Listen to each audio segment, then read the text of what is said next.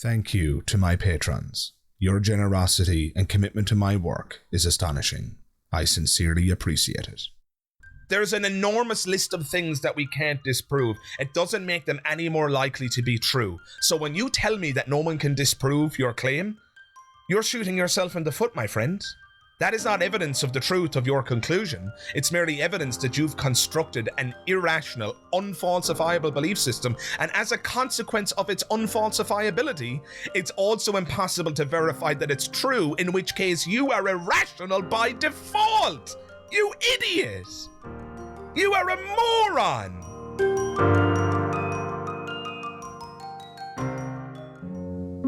If you ever try to bullshit me like that again, I will rip off your arms. Hey everybody, MagicSkeptic here, and don't worry, the video is about to begin. I just wanted to make you aware of my Patreon. So guys, for as little as £3 per month or as much as £50 per month, you can support my mission here on my channel, TheMagicSkeptic. And so if you want to gain access to all sorts of bonuses and extras, including things like downloadable episodes of my podcast that are ad-free and audio-only that you can listen to on the go, or perhaps you want to have a question answered in a monthly video, or, you know, better still, maybe you want to sit down and have an actual Skype call with yours truly, MagicSkeptic. If all of that sounds good, well, it's all available in my Patreon. As I said, for as little as £3 per month or as much as 50, you can gain access to a plethora of bonuses and extras. And so if that sounds good, you can check out the link to my Patreon in the description below. I hope to see you there. Hey everybody, MagicSkeptic here, and you're all most welcome to another episode of The Most Annoying Religious People. I must admit, I'm really enjoying this series. It's giving me a chance to vent. It's therapeutic, and I'm hoping that it's therapeutic for you too, dear listener. Up for discussion today, as you'll no doubt have seen in the thumbnail, is one Russell Brand, who is a comedian and podcaster, and I guess you could say nowadays political commentator, albeit some of the things that Russell Brand has been saying of late are just really far out there, I have to say. I won't go into details. If you know, you know. If you don't, you don't. Feel free to look it up yourself. Suffice to say, the things that Russell Brand has been saying in the domain of politics, and let's just say medicine, have given me real concerns about his intellectual integrity and where he's going as a thinker. But that's not the subject of today's video. Remember, the title of this series is The Most Annoying Religious People. And so while Russell Brand's comments on religion and God might be the most innocuous of his current beliefs and statements, that may very well be the case, fine, but it just so happens to be the case that his statements on religion are the statements that annoy me the most. So without further ado, we're going to dive right in here. I hope you enjoyed the video. Let's have a listen. Take a look at what Russell Brand has to say about God. God! Is there a God? Where are you, God? I believe in God. I believe God to be the limitless consciousness, of which my own tiny little consciousness is but a part, that beneath my identity as an individual, my biochemical reactions, my memories, my impulses, is a witness. So this might sound like gobbledygook to a lot of you, and look, to be fair, it is. But it's not only gobbledygook, guys. There is actually a philosophical tradition attached to what Russell Brand is describing here. Now, he's not absolutely clear in terms of what he's describing, so he could be describing the worldview known as panpsychism, which is this view that there is a universal consciousness that we're all part of. But given the fact that this video is titled, and let me get the title for you right now, given the fact that this video is titled Why I Believe in God, I suspect that he's describing something that's more like what's referred to as panentheism.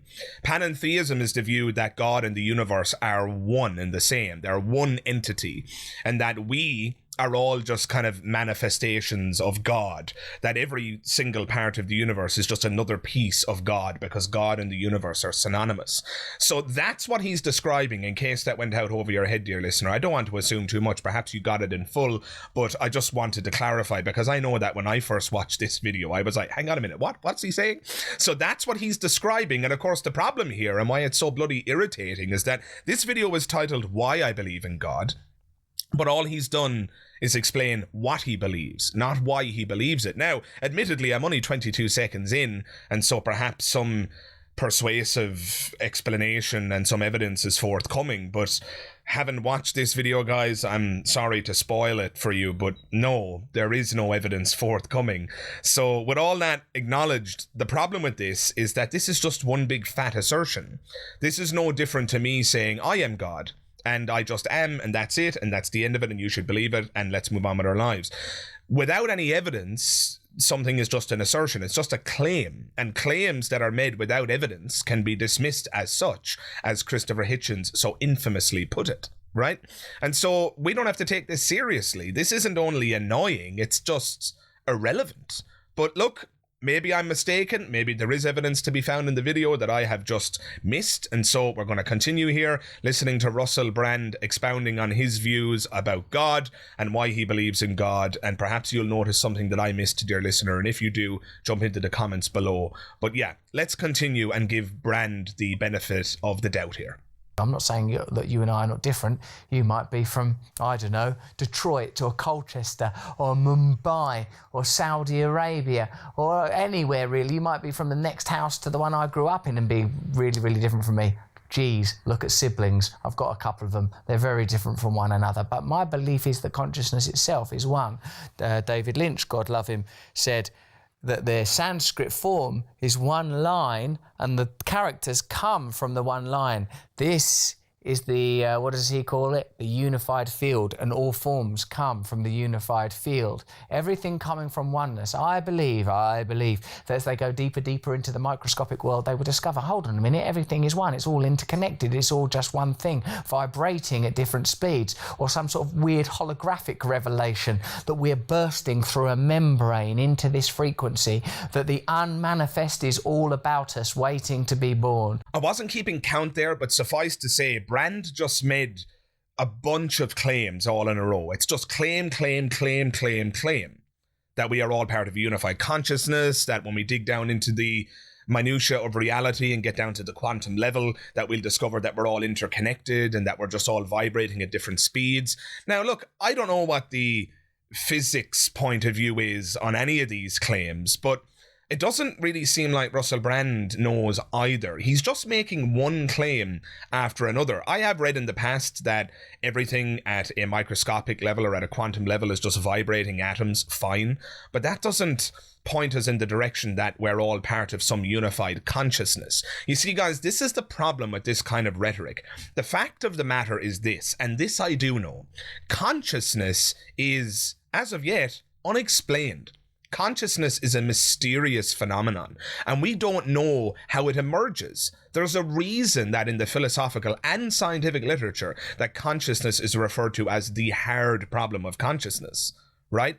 Nobody has yet explained it. Nobody knows. Scientists are working on it. And so, as a consequence of the mystery that surrounds this concept, you get people like Russell Brand who turn it into just, I don't know, bullshit roulette. It's just a buffet of hogwash and nonsense. You take a mystery and then you get people like Russell Brand who are creative and can bullshit on their toes, on their feet, live as it were. And suddenly you get this kind of word salad, this kind of list of assertions all in a row. And because Russell Brand is articulate and creative and, I dare say, charismatic, he's able to string together a bunch of ideas that sound almost scientific and plausible. But please pause for a moment, dear listener, and reflect on the content of his speech. What is he actually saying here? What is he actually demonstrating here? Nothing at all He's making one assertion after another. It's rooted in mystery and mystique, and he's dressed it all up in fancy verbiage and articulate speech and charisma, and ergo, you've got a compelling video. At least I assume that this is compelling, given the fact that the video has 359,000 views, and a brief scan through the comments reveals that people are lapping this up, and that annoys me more than anything. There's just one thing that annoys me more than people like Russell Brand, and it's the people who take what he says on these subjects seriously. Why would you take any of this seriously? Assertion after assertion after assertion without a shred of evidence to support it, right? And all because we're dealing in the mysterious realm of consciousness. And so, look, perhaps a compelling explanation is forthcoming. I wouldn't hold my breath, but let's continue. Now, how does that relate to sort of the principles of religion or spirituality, such as kindness? Well, if we're all one, we might as well be nice to each other. No, that doesn't follow at all. If we're all one, why not just hurt each other? Right? I mean, we all acknowledge that I can lay my hands on myself, but I can't lay my hands on somebody who is separate from me. So if you're suggesting, Mr. Brand, that we are all one, then why can't I put my hands on that person over there? We're all one thing. We're not separate at all, according to you. So with the greatest of respect, Russell Brand, no, it doesn't follow that if we're all one, that therefore we should be nice to one another. That doesn't make sense at all. If anything, you can draw the opposite conclusion. I appreciate that you're well-meaning here and that you're trying to encourage people to be nice to one another, but I have to call bullshit when I see it. It doesn't necessarily follow that if we're all one, that therefore we should be nice to one another. It doesn't at all. Again, if we're all one, nobody would say that it's inappropriate for me to put my hands on my own body.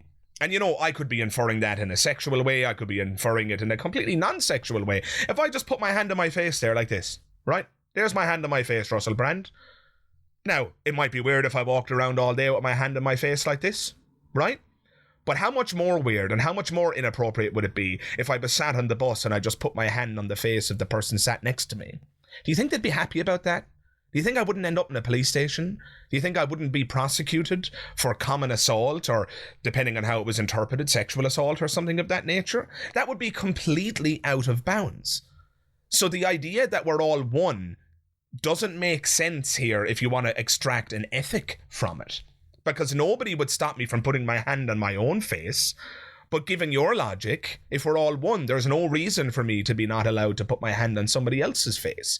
And yet we all know intuitively that that would be inappropriate. Right? So I'm sorry, Russell, but no.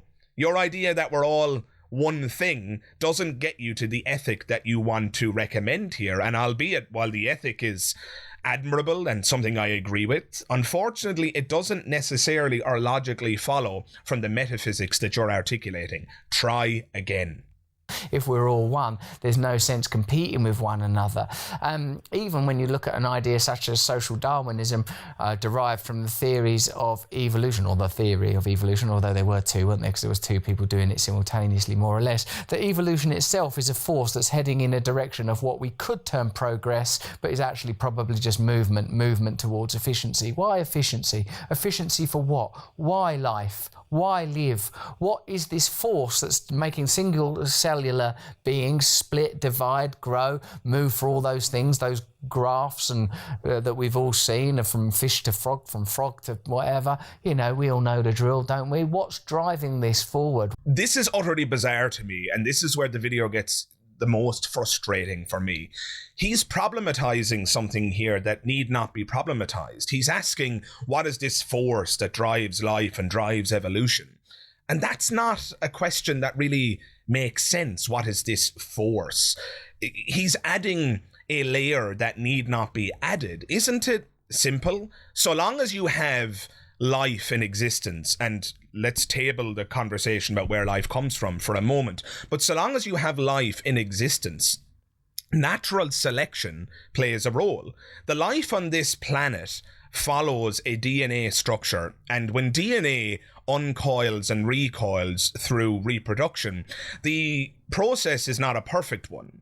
We all, I'm sure, know this. I don't want to go into too much detail here in terms of explaining genetics to people, not least because I'm not a geneticist. But my layman's understanding is that when the DNA, when two parents mate, when two animals or two members of the same species mate and their DNA intertwines, there's an uncoiling and a recoiling procedure that produces the offspring. That process is imperfect, and every single time an imperfection gets passed on, those imperfections can either be beneficial to survival or they can be detrimental to survival. Obviously, the mutations that are detrimental don't last too long. If a animal is born blind, for example, that's a huge detriment to your survival. You can't find food, you can't mate, so you don't make it very far and you die, so your genes don't get passed on. If, however, the mutation results randomly in better vision, as opposed to standard vision or blindness, well then that species, that animal now, has a better chance of surviving depending on the environment, right? It's that simple. It's literally that simple. Natural selection then plays a role in all of that. Natural being just the forces of nature. The negative or the detrimental mutations result in death, so they're naturally selected against. The positive and the mutations that contribute to survival get selected for in a natural sense. That those species and those genes get passed on.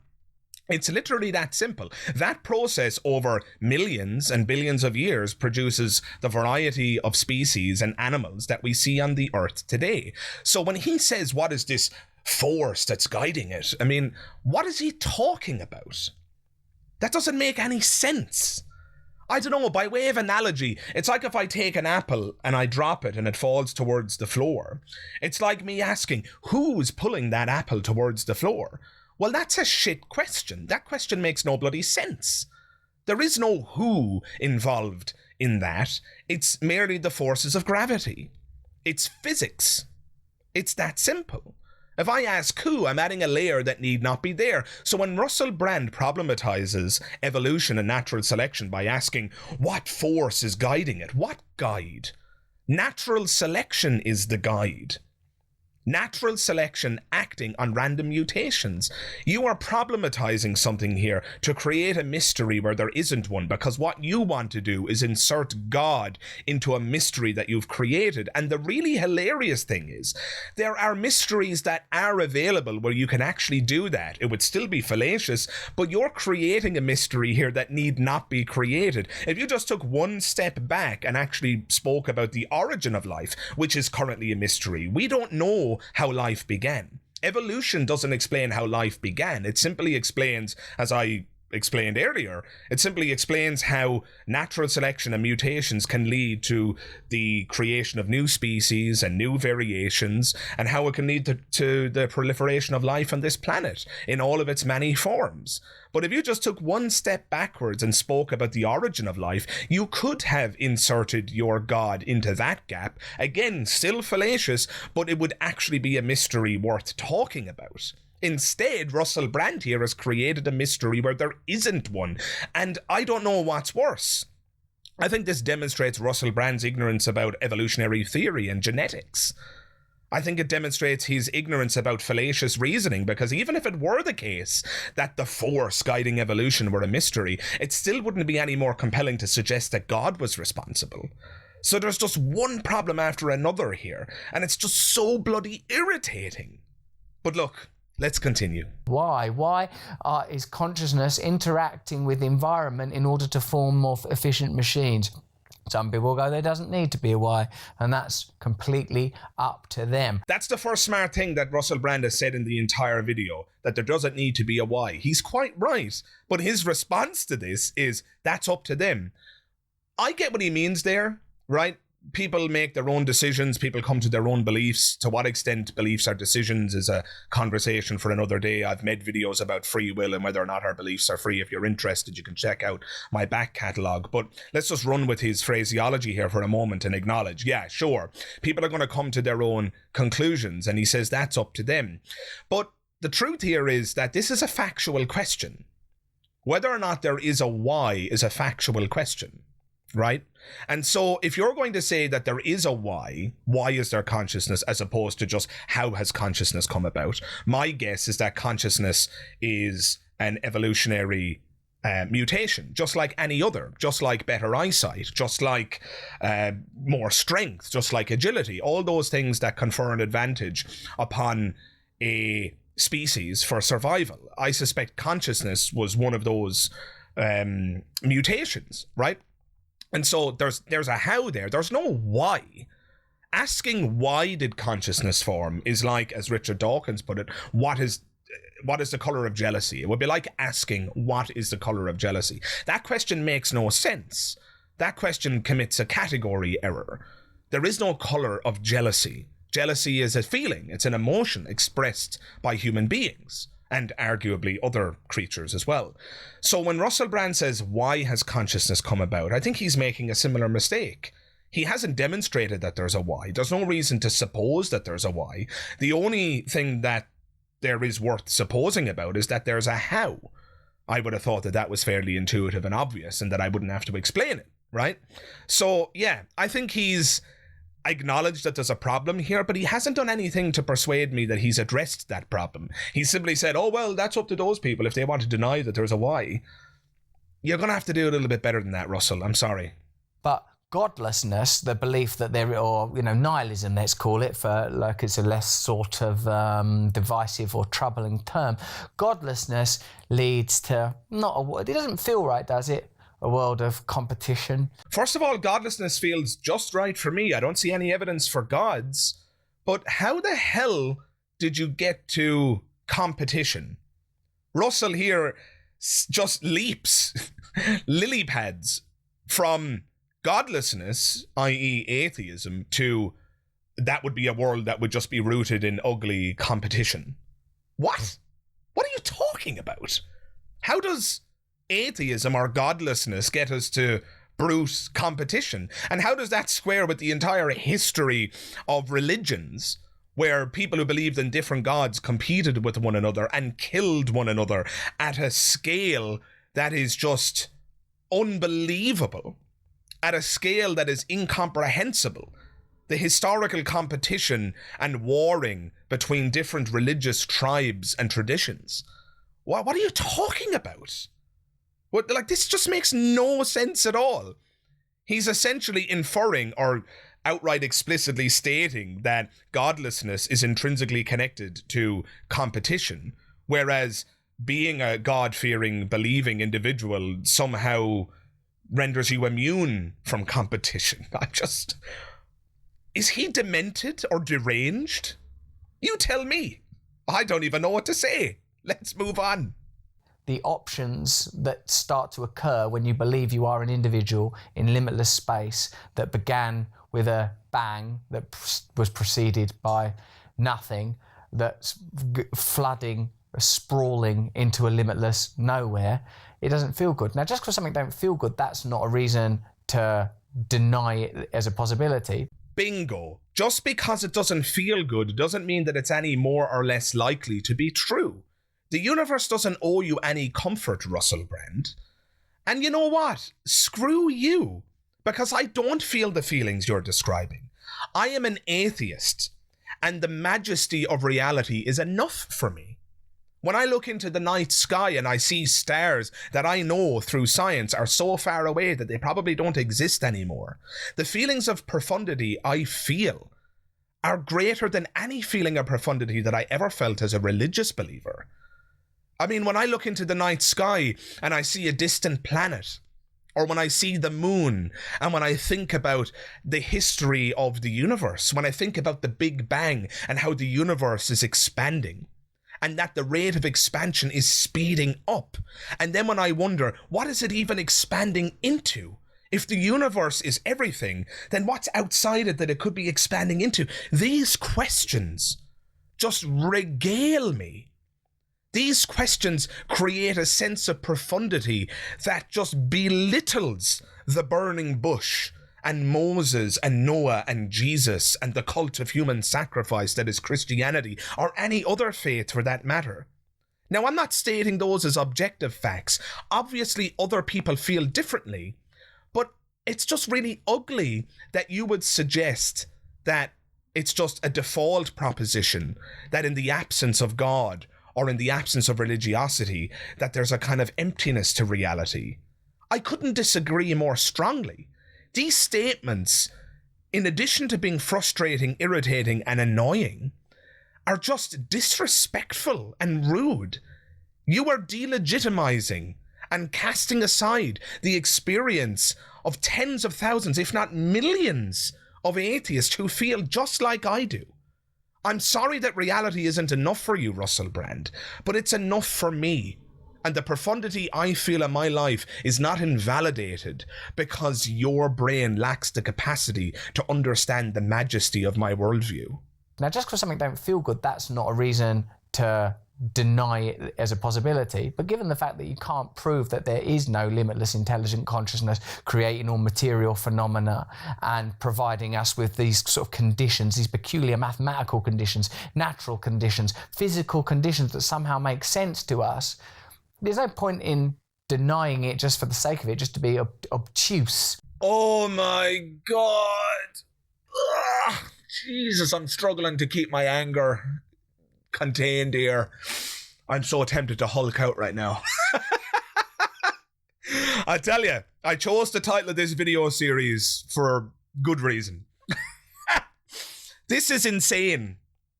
This is just the height of irrationality and fallacious reasoning. Everything he just said was bullshit.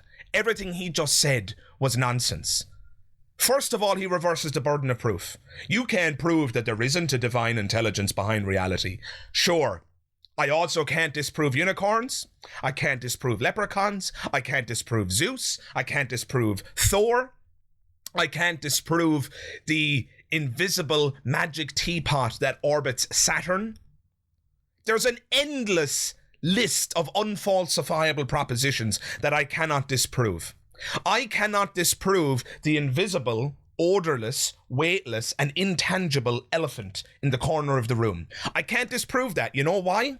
Because the very articulation of the concept makes it impossible to engage with. The very articulation of the concept makes it impervious to investigation, just like the God that you're articulating, Russell Brand. Of course I can't disprove that. You've made it an unfalsifiable claim, but does that make it any more likely to be true? Absolutely not. There's an enormous list of things that we can't disprove. It doesn't make them any more likely to be true. So when you tell me that no one can disprove your claim, you're shooting yourself in the foot, my friend. That is not evidence of the truth of your conclusion. It's merely evidence that you've constructed an irrational, unfalsifiable belief system, and as a consequence of its unfalsifiability, it's also impossible to verify that it's true, in which case you are irrational by default. You idiot! You are a moron! And then added to this reversal of the burden of proof on his ridiculous, unfalsifiable God, he also then manages to throw in a quick, casual reference to the design argument and the intelligibility of the universe.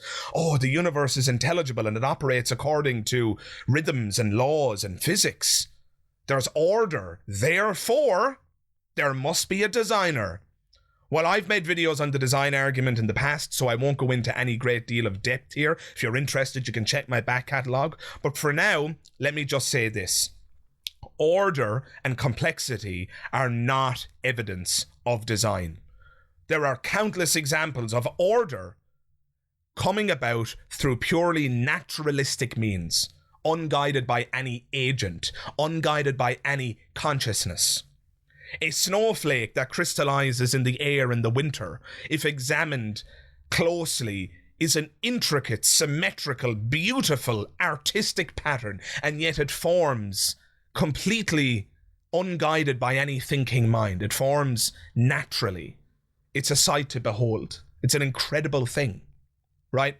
And I'll just give you another very simple example about how chaos can become orderly through purely naturalistic means. If I took a whole load of ping pong balls and I dropped them into a room from a great height, they would be chaotic and bouncing all over the place for the first 60 seconds or so, wouldn't they? Bum, bum, bum, bum, bum, bum, bum, bum. Ultimately, though, they would take on a strange order of stillness, all sat next to one another on the floor. And again, that would have happened completely naturally without the guiding hand of any intelligence. This idea that order equates with a designer is garbage. We do not recognize design through complexity and order. We recognize design through evidence. If there's evidence for something being designed, then we conclude that there's a designer. You don't get to appeal to the intelligibility and the complexity of the universe, Russell Brand, in order to conclude that there's a divine intelligence. You're going to have to work harder than that. And one last thing. He then insults the entire skeptic community by suggesting that we're merely being obtuse. And to that, I'm going to say one thing. Fuck you, Russell Brand. There's no point in denying it just for the sake of it, just to be obtuse and difficult. Not when love and beauty and glory feel so good. I say this, act as if there is a God, and there is one. How about no? In the book of Job, when the higher self, the Yahweh, challenges the lower self, Job, the higher self, Yahweh, the God self, tests the flesh self to see if it can connect with some deeper principles. Yahweh, the higher self, shows Job, here are the behemoth and the leviathan that I have made as I have made thee, the animal mammalian self, the dumb, staring sexual self, the appetite, the stomach, the thing that just wants to eat, the leviathan, the unconscious lizard self. It is possible for us to be dumb animals. It is possible for us to be unconscious, but it is also possible for us to be loving. Maybe if we are not loving, then there is no love. And if you recall in The Matrix, Neo thought that his reality was real. And then he was contacted by Morpheus and the people who lived in the real world outside of the computer-programmed, generated reality of the Matrix. They contacted Neo and they made him realize that he was actually living in a dream world and that he needed to wake up. So perhaps all of us need to wake up to the real world that is hidden, the real world that resides behind the walls of reality in which we live. You see how easy this is to do? We can all pick out a narrative and make more of it than what it is. But all he's doing here is reading a medieval storybook. He's reading a medieval storybook, and he's suggesting that we should live according to his interpretation of a narrative that he has no justification for interpreting in the way he's interpreting it, by the way, because we don't have the original authors around to ask and to figure out what they were actually driving at. And even if we did, who would care? Because I'm pretty sure that medieval Iron Age shepherds didn't know what the they were talking about. Maybe it is our job to create a God of love here on earth by being loving, precisely because if we don't act that way, then there isn't. Wave, particle, possibly both, possibly neither, infinite possibilities. Act as if love is everything. Act as if kindness is everything. Act as if we are all one, and see if that becomes our reality. Or, you know, there might be something good on the telly. Maybe the sneakers will work for you. Maybe the next phone you get will be the answer, or the next relationship. Maybe. But I don't think so. And, you know, fair enough, he ends with a criticism of commercialism. I'm not convinced commercialism is the answer to anybody's desire for meaning. I agree with him here, but none of that is relevant to anything he said before. In fact, if you were to go through everything that he has said in this entire exposition on his view of God, it's all rather disconnected. And may I draw your attention to the elephant in the room? Not the invisible elephant in this room. Remember, I can't prove that. But the elephant in the room is this. This video was titled, Why I Believe in God. Did we get a why? Apart from a rather casual reference to the design argument, everything else was just a statement of what he believes, not why he believes, certainly not any evidence brought to the table. And this is why Russell Brand annoys me. Russell Brand is quite clearly an incredibly intelligent and articulate human being. He is incredibly successful for a reason. I'm not attacking him as a person.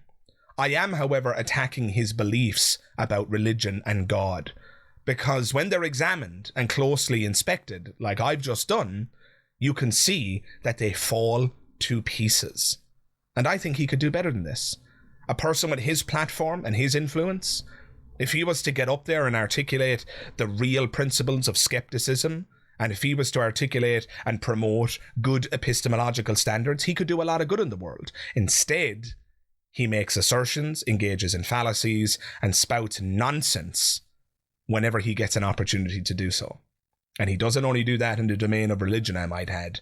And I know I'm going to take a lot of heat from the Russell Brand fans for making this video, but you know what? I gotta say what I think. And I think Russell Brand is one of the most annoying religious people. So guys, if you liked the video, drop a like. If it's your first time to the channel, make sure and hit the subscribe button and check the bell notification so that you'll be updated as and when my latest videos go live. But I just want to conclude by giving an extra special thank you to my patrons, without whom I couldn't keep working on this channel. You guys are amazing. Thank you so much for helping me on my journey here. You are the best. And so guys, other than that, I hope to see you in the next video. All the best. Bye-bye.